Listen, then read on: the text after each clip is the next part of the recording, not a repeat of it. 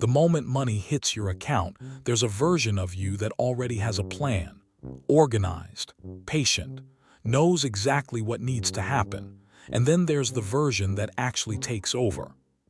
You're not irresponsible. You've read the articles. You've downloaded the budgeting apps. You've had the "okay, this month is different" conversation with yourself more times than you can count. And yet, by the time the next paycheck shows up, the math doesn't add up. Again, not because you lack discipline, not because you haven't tried, because something very specific is happening inside your brain and almost nobody is explaining it the right way. There is a biological switch, one every human inherited from ancestors who had no refrigerators, no banks, and no guarantee that the food they had today would still exist tomorrow. When that switch flips, something precise happens. The region of your brain responsible for thinking about your future self goes quiet, not slower. Quiet, and a much older system takes over. Its job isn't to build a savings account.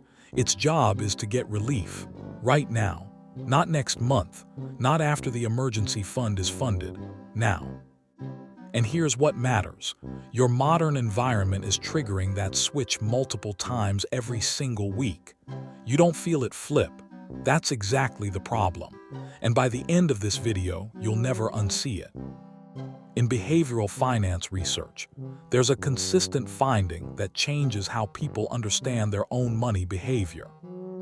When someone experiences even mild financial stress, not a crisis, just the low-grade tension of checking a balance that's lower than expected, measurable activity drops in the prefrontal cortex, the part of the brain responsible for calculating future consequences, comparing long-term options, keeping impulse spending in check.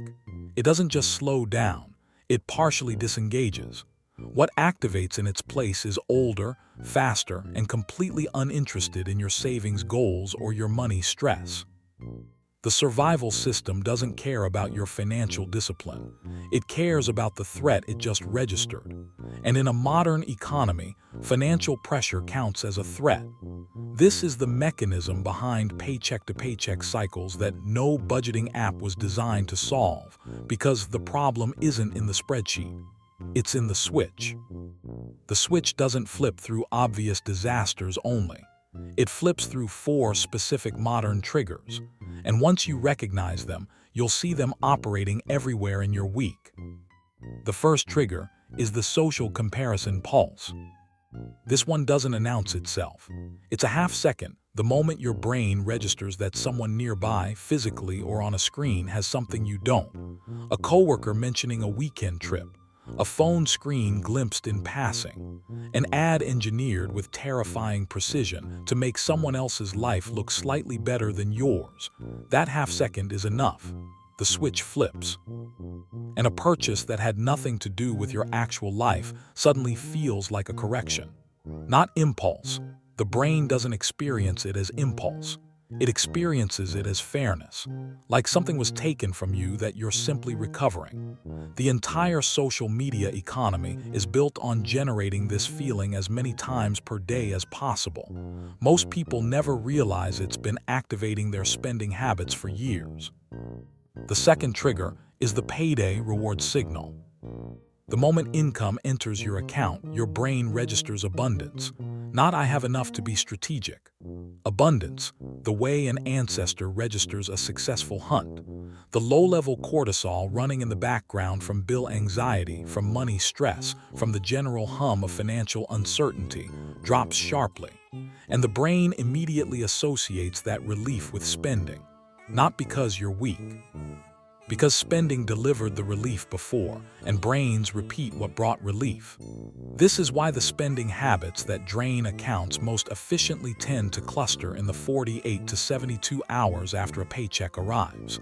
The brain is in reward mode, and reward mode spends. The third trigger is the decision fatigue window. By the time most spending decisions happen, evenings, weekends, the tail end of a long workday, the prefrontal cortex is already depleted. It's made hundreds of small decisions throughout the day. and a depleted prefrontal cortex doesn't calculate long-term trade-offs. It gravitates toward whatever feels easiest, most immediate, most available. This is why "I'll just browse" almost never stays browsing.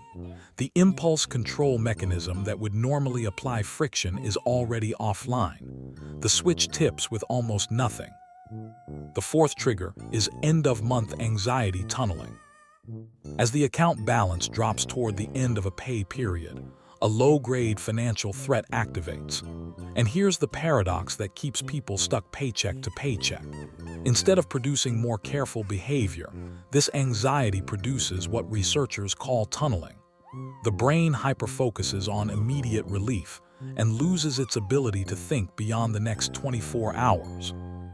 Financial discipline requires forward thinking. Tunneling eliminates forward thinking by design. People in this state don't save, they cope, and coping has a price.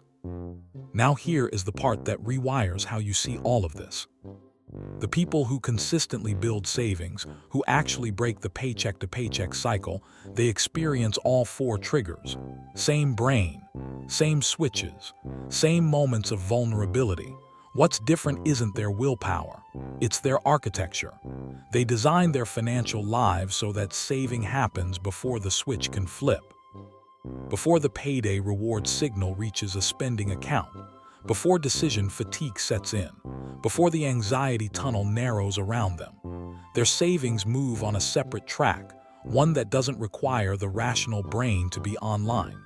And that one structural difference, compounded over years, produces an outcome that looks, from the outside, like extraordinary financial discipline.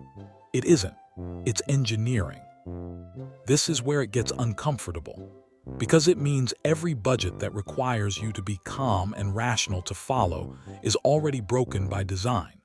Every savings goal sitting in the same account as you're spending money has already been psychologically claimed by the next trigger. The financial system most people use was built for a version of themselves that doesn't exist. Someone always forward-thinking, never stress-triggered, immune to social comparison, and somehow genuinely motivated by delayed gratification. That person isn't real. Building your money management plan around them guarantees the plan fails every time the switch flips, which is multiple times a week for everyone. That's the quiet weight of it. You weren't failing the goal. You were attempting it with a tool that breaks at exactly the moments it's most needed. The shift isn't a better budget. It's a single architectural decision. Remove the moment of choice from the moment of highest risk. Practically, this means automating savings to move the same day income arrives. Before you've seen the number in your account, before the payday reward signal fires, before the spending habit has a target. Not as a philosophy, as a mechanical reality. The money moves into an account that doesn't register as available in the same mental space as spending, not a tab on the same banking app. Ideally, a separate institution, somewhere the brain doesn't tag as accessible. When the money is already moved, there is no decision to make when the trigger fires. The switch flips, the survival brain looks for something to spend toward relief, and the savings are already somewhere it can't reach them. The second change is smaller but equally precise. Identify your personal trigger window. Not to eliminate the triggers, that's not possible, but to know which of the four hits you hardest and when. The social comparison pulse that fires during Sunday scrolling. The payday rush that arrives with Thursday's deposit. The decision fatigue that owns your Friday evenings. Once that window is visible, a single rule: wait 48 hours before any non-essential purchase inside that window interrupts the specific gap between trigger and rational recovery. Not all spending. Not all impulses, just the ones happening while impulse control is offline. Most purchases generated in that window don't survive 48 hours. The biological urgency dissolves without the trigger sustaining it. The brain that produced these spending habits wasn't broken. It was doing exactly what it was designed to do: prioritize immediate survival over abstract future planning. That programming kept ancestors alive through genuine scarcity. In a modern economy with direct deposit and one-click purchasing, it quietly drains accounts every month. The fix isn't to overpower it. It's to build a system that works while it's offline. Save before the trigger fires. Automate the movement so no decision is required in the moment. Create one friction rule for your highest risk window. Not because you'll remember to summon willpower, because the money will already be gone and the rule will already exist before the switch has anything to work with. The prefrontal cortex doesn't need to be stronger. It just needs to not be necessary. Here's the thing most people will do with this. They'll understand it completely. And then the next paycheck will land, the trigger will fire, and that understanding, which lives in the exact brain region that goes quiet, will evaporate. The ones who actually change it build the system first. While they're calm, while the account is still full, while the next payday is far enough away that the survival brain isn't in relief-seeking mode yet. That window, the 24 hours before income arrives, is the only time the prefrontal cortex is fully available for this conversation. Use it to set up the automation.